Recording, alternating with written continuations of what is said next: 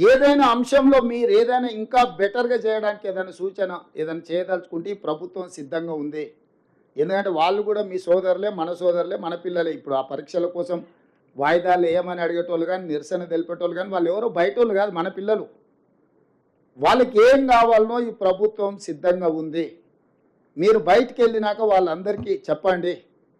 నిరసన తెలపాల్సిన అవసరం లేదు, ధర్నా చేయాల్సిన అవసరం లేదు. ఈ ప్రభుత్వం మీరు చెప్పింది వినడానికి సిద్ధంగా ఉంది.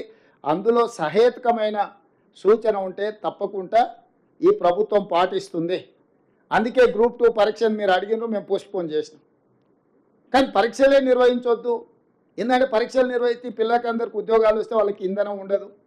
వాళ్ళ రాజకీయ మనుగడకే ప్రమాదం వస్తుందని చెప్పి కొంతమంది కుట్రలు చేస్తున్నారు. కాబట్టి కుట్రలలో పడకండి.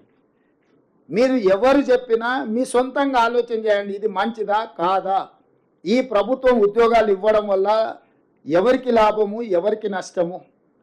ఈ ప్రభుత్వం పరీక్షలు నిర్వహిస్తే ఎవరికి మేలు జరుగుతుంది?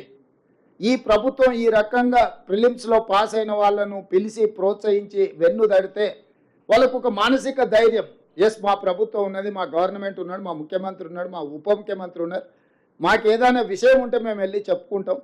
ఇగో ఈ సచివాలయం మాది ఇయ్యాల లోపలికి వస్తే మీ కాన్ఫిడెన్స్ లెవెల్ ఎంత పెరిగి ఉంటుంది?